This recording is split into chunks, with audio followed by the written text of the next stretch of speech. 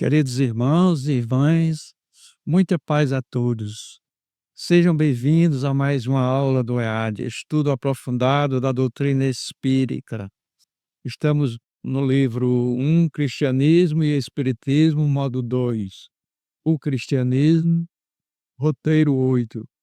Os discípulos de Jesus. Como companheiro de ideal espírita, compreendo que a figura do discípulo de Jesus é o alicerce para todos nós que buscamos a reforma íntima e o serviço ao próximo. Baseado nas diretrizes do estudo aprofundado da doutrina espírita, EAD, e nas obras espíritas, preparei mais um estudo sobre o chamado do Mestre e a missão dos discípulos de Jesus. Hoje vamos mergulhar na trajetória daqueles que foram os primeiros a responder ao chamado do Mestre, os discípulos. Frequentemente, usamos as palavras apóstolos e discípulos como sinônimos, mas você sabia que há diferença fundamental entre elas? Enquanto o apóstolo, do grego apóstolos, é aquele que é enviado para uma missão específica de pregação, o discípulo, do latim discípulos, é essencialmente um aluno ou aprendiz. Jesus escolheu 12 apóstolos, mas teve a seu lado dezenas de discípulos que, na intimidade, recebiam as explicações mais profundas sobre as leis de Deus. Neste vídeo, vamos compreender o que define um verdadeiro discípulo, segundo a visão espírita. Como nos ensina o Espírito Emmanuel, o discípulo do Evangelho é alguém admitido à presença do Divino Mestre para servir, atuando como um combatente efetivo contra o mal e que não dispõe de tempo para o egoísmo ou para o repouso excessivo, pois sabe que o Mestre permanece em trabalho ativo. Quando Jesus enviou 70 companheiros, ou 72, segundo algumas traduções, enviou de dois em dois para preparar caminhos nas cidades por onde passaria, instruindo-os a levar a paz e a confiança na providência. Aquela multidão de corações sinceros que testemunhou a presença do Cristo após a sua ressurreição, simbolizando a força da fé que se espalharia pelo mundo. Então, acompanhe-nos nesta jornada e descubra como podemos hoje transformarmos em legítimos discípulos, desenvolvendo valores com a abnegação, a humildade e, acima de tudo, o amor. Os discípulos de Jesus, roteiro 8. O nosso objetivo nesta aula de hoje é identificar as características do verdadeiro discípulo de Jesus, destacar os pontos mais importantes da missão dos 70 discípulos e dos 500 da Galileia. Diferença entre apóstolo e discípulo. Apóstolo, palavra derivada do grego, que significa enviado. Jesus escolheu 12 apóstolos e os enviou para diversos lugares para pregarem a chegada da Boa Nova. Discípulo, palavra derivada do latim, que significa aluno. Jesus tinha, em uma época de sua vida, 70 discípulos, além dos 12 apóstolos. Vamos começar repetindo sobre a diferença entre apóstolos e discípulos. Como já foi dito, né, discípulo do latim significa aprendiz ou aluno. Aquele que estuda e busca assimilar os ensinos do mestre. No sentido amplo, todos os que seguiam Jesus e buscavam vivenciar suas lições eram discípulos. Eles formavam o círculo de ouvintes que recebiam as instruções para a reforma íntima. Apóstolo do grego, né, que significa enviado. Os 12 foram selecionados entre os discípulos para uma missão específica: serem os embaixadores da Boa Nova, com a autoridade de organizar as primeiras comunidades e expandir o ensino para além das fronteiras da Galileia. Segundo o roteiro do EAD e as lições de Emmanuel, em especial na obra Caminho, Verdade e Vida, ser discípulo de Jesus no Espiritismo vai além de ser um aluno passivo.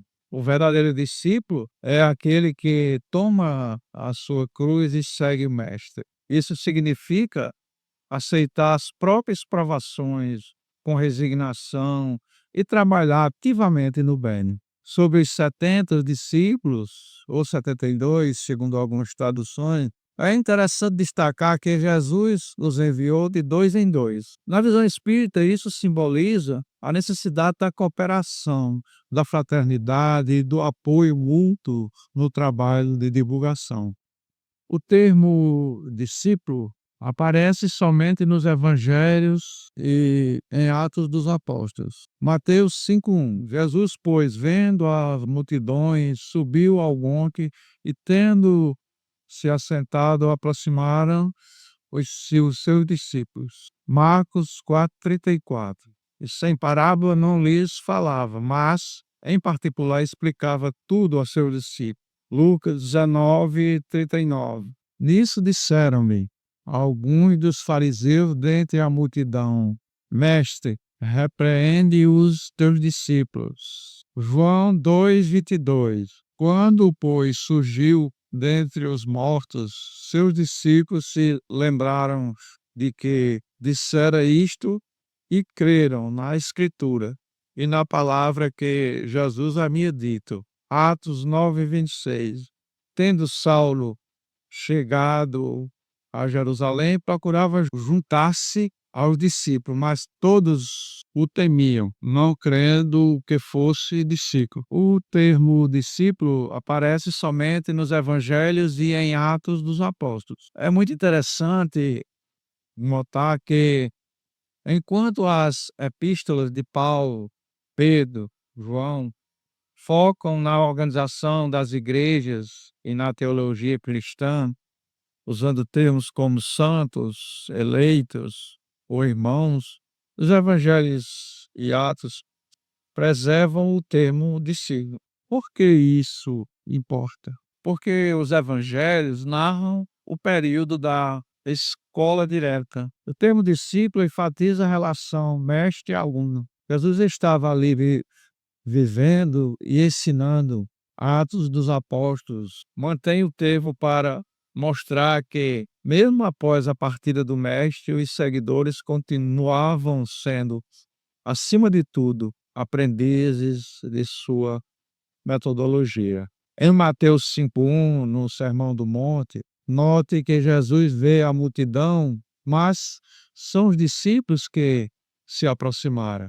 Para o Espiritismo, e isso mostra que, embora a mensagem seja para todos, a compreensão profunda e o compromisso de estar perto do Mestre exigem a postura de quem quer aprender e seguir. Em Marcos 4:34, este versículo é a prova da gradação do ensino, como explica Kardec em A Gênese, pois estes já possuíam olhos de ver e ouvidos de ouvir, mais desenvolvidos. Em João 2:2, sobre a lembrança após a ressurreição, aqui vemos o papel do Espírito Consolador ou da própria intuição. O discípulo é aquele que guarda a semente do ensino para que ela floresça no momento da provação ou da revelação espiritual. Em Atos 9:26, vemos o caso de Saulo. Neste ponto, Saulo queria juntar-se aos discípulos. Isso demonstra que o Espiritismo e o cristianismo primitivo se encontram no conceito de fraternidade. Ser discípulo não era um título de nobreza, mas um certificado de confiança e comunhão de ideais. Meus amigos, observem que o termo discípulo é vibrante nos evangelhos e em Atos. Isso não é por acaso. Ele define um estado de alma e de quem está em constante aprendizado. Como vimos em Marcos 4,34, Jesus reservava aos discípulos as lições mais profundas. Na visão espírita, isso nos convida a sair da multidão que apenas assiste e passar para o grupo dos que se aproximam para aprender e principalmente para praticar leis de amor que o Mestre exemplificou. Quem é um discípulo de Jesus? O discípulo do Evangelho é alguém que foi admitido à presença do Divino Mestre para servir. Francisco Cândido Xavier, Fonte Viva pelo Espírito Emmanuel, capítulo 138. E o discípulo de Jesus é um combatente efetivo contra o mal, que não dispõe de muito tempo para cogitar de si mesmo, nem pode exigir demasiado repouso quando sabe que o próprio mestre permanece em trabalho ativo e edificante. Francisco Cândido Xavier, Fonte Viva pelo Espírito Emmanuel. Quem é um discípulo de Jesus? Muitas vezes busca-se a religião para ser servido, pedir graças, curas ou favores. O discípulo, ao contrário, entende que a proximidade com Cristo aumenta sua responsabilidade de auxílio ao próximo. O servir não é um peso, mas uma honra. E o objetivo da própria admissão ao aprendizado cristão. Emmanuel é muito preciso ao dizer que o discípulo é um combatente efetivo e esse combate, na visão espírita, ocorre em duas frentes. Primeiro, a frente interna, onde o combate é contra as próprias imperfeições, como o egoísmo, orgulho, vaidade. A frente externa, que é o trabalho constante de construção do bem, sem exigir repouso enquanto o mestre trabalha. Quais são os valores para o perfil de um discípulo? Primeiro, o desinteresse e a abnegação, que é não buscar recompensas mundanas pelo bem que se faz. Segundo, humildade e mansidão, que é saber que o mestre é quem conduz e que a agressividade não constrói o reino de Deus. Terceiro, coragem e dignidade, manter-se firme diante das provações. Portanto, meus irmãos e irmãs, ser discípulo de Jesus, conforme nos ensina o Espírito Emmanuel, não é apenas portar no título ou conhecer as letras do Evangelho. Se o Mestre permanece em trabalho ativo e edificante até hoje, cuidando de toda a humanidade, o discípulo é aquele que, com alegria, renuncia ao repouso excessivo e ao foco em si mesmo para ser os braços do Cristo no mundo atual. O discípulo é, em suma, o aluno que já começou a praticar a lição.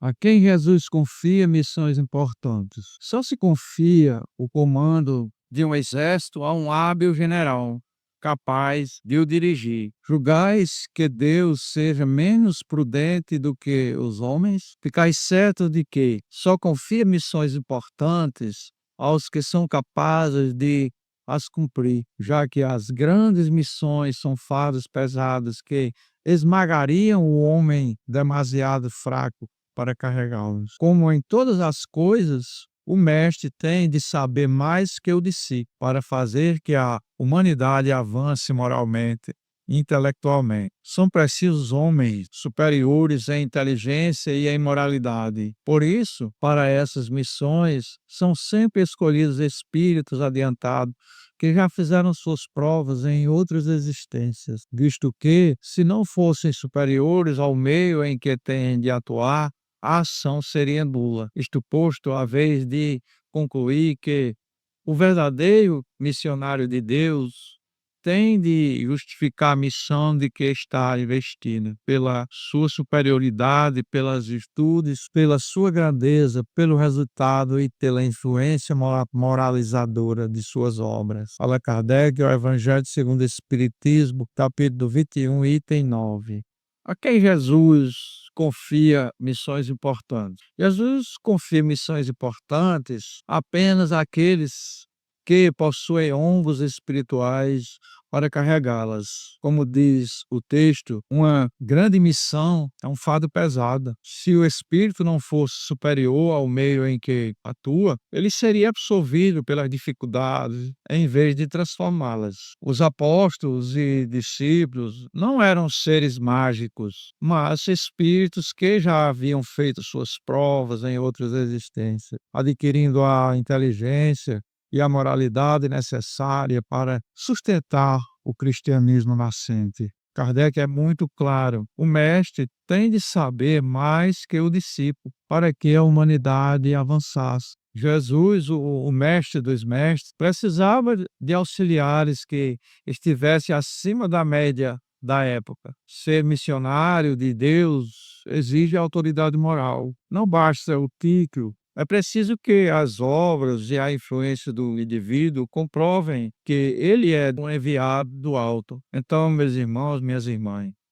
as credenciais que Jesus espera de quem recebe a missão é, primeiro, ter superioridade moral e intelectual, que é a capacidade de compreender e ensinar a lei.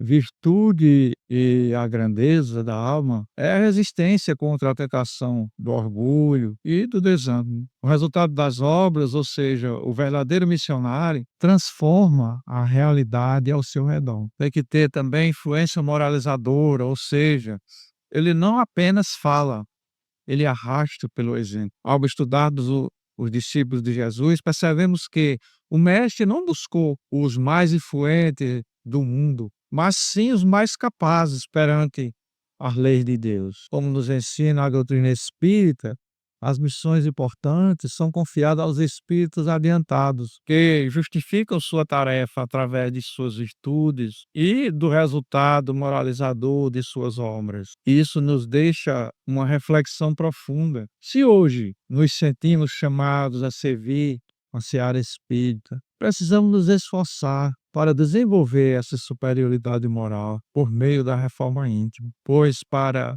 ser um braço de Jesus no mundo, é preciso, acima de tudo, ter coragem de carregar o fardo do bem com humildade e abnegação. A missão dos 70 discípulos da Galileia.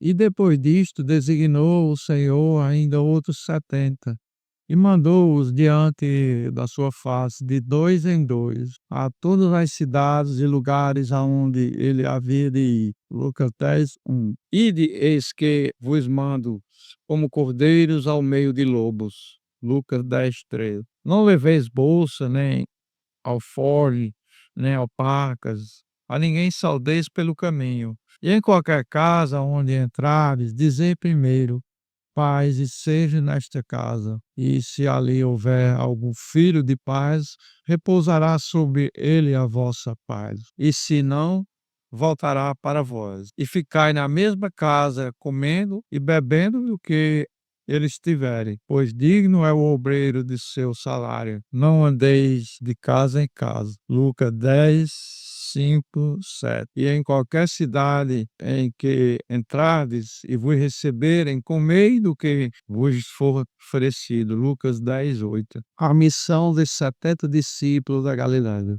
Veremos agora sobre a estratégia do trabalho em equipe. Jesus não os enviou sozinhos, o enviou de duplas. Tem um significado profundo para o espírito, o apoio mútuo, que representa a necessidade de fraternidade e cooperação. Um sustenta a fé do outro. Espiritualmente, ensina que o trabalho do bem é coletivo, combatendo o personalismo. Jesus adverte sobre a dificuldade da tarefa. O discípulo deve manter a mansidão, mesmo diante da agressividade ou incompreensão do mundo. Na visão espírita, não se combate o mal com o mal. A resistência do discípulo é moral, baseada na paciência e na autoridade do exemplo. A fé racional consiste em confiar que Deus provê o necessário através da hospitalidade daqueles que recebem a mensagem. O missionário não deve ser pesado por bens materiais. A sua única bagagem deve ser o evangelho. A paz como chave de entrada.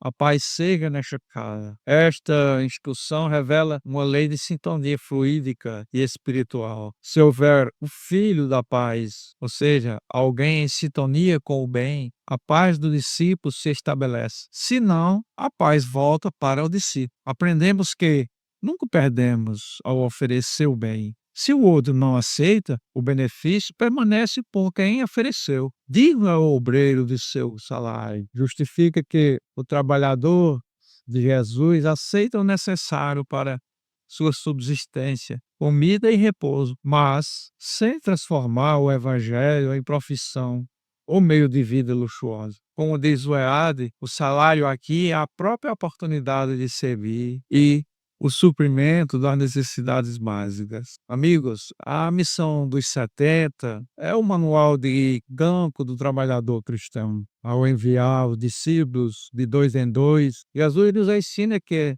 ninguém faz o bem sozinho. Ele pede desapego, porque o verdadeiro discípulo confia na providência divina e sabe que a sua riqueza é a mensagem de paz que o carrega. A paz seja nesta casa. Na visão espírita, isso é a aplicação da lei de afinidade. Nós oferecemos o nosso melhor. Se o ambiente não estiver pronto para receber essa energia de harmonia, retorna para nós fortalecendo-vos. Ser discípulo é, portanto, ser o portador da paz, agindo com a mansidão do Cordeiro, mas com a coragem de quem sabe que o Mestre caminha à frente. Continuando com a missão dos 70 discípulos da Galileia. Curai os enfermos que nela houver, e dizei-lhes: é chegado a vós o reino de Deus. Mas em qualquer cidade em que entrardes e vos não receberem, saindo por suas ruas, dizei: até o pó que da vossa cidade se nos pegou, sacudimos sobre vós. Sabei, contudo, isto, que já o reino de Deus é chegado a vós. Quem vos ouve a vós, a mim me ouve. E quem vos rejeita a vós, a mim me rejeita. E quem a mim me rejeita, rejeita aquele que me enviou. E voltaram os 70 com alegria, dizendo: Senhor, pelo teu nome até os demônios se nos sujeitam. E disse-lhes: eis que vos dou poder para pisar serpentes e escorpiões e toda a força do inimigo, e nada vos fará dano algum. Mas não vos alegreis, porque se vos sujeitam os espíritos. Alegrai-vos antes por estarem os vossos nomes escritos dos céus. A missão dos 70 discípulos da Galileia. Continuação. Jesus associa a cura dos enfermos à chegada do reino de Deus. Na visão espírita, a cura não é apenas física, mas um despertar para a realidade espiritual. O reino de Deus, como explica o Espiritismo, é o estado em que a lei de Deus governa o coração do homem. Curar o corpo é um convite para que o espírito se cure. A instrução de sacudir o pó quando não for recebido é frequentemente mal interpretada como um gesto de desprezo. Para o Espiritismo, isso representa o respeito ao livre-arbítrio. O discípulo oferece a luz. Se a cidade não aceita, o discípulo segue adiante. A responsabilidade de aceitar a verdade é de quem a ouve. Aqui Jesus estabelece uma cadeia de responsabilidade. Deus, Jesus, discípulo. Isso reforça o que Kardec disse no capítulo 21 do Evangelho, segundo o Espiritismo. A importância de um missionário ser fiel à mensagem. Se o discípulo for fiel, ele fala em nome do Mestre. Os discípulos voltam eufóricos porque até os espíritos obsessores lhes sujeitavam. Jesus diz que via Satanás cair do céu como um raio. Para o Espiritismo, isso simboliza a derrocada no império do mal e da ignorância diante da luz do Evangelho. Não é uma queda física, mas a perda de poder das sombras sobre a humanidade. O termo pisar serpentes e escorpiões é uma metáfora para a invulnerabilidade moral. O discípulo fiel, protegido por sua vibração e missão, passa pelas provas e perigos do mundo sem ser contaminado pelo veneno da maldade.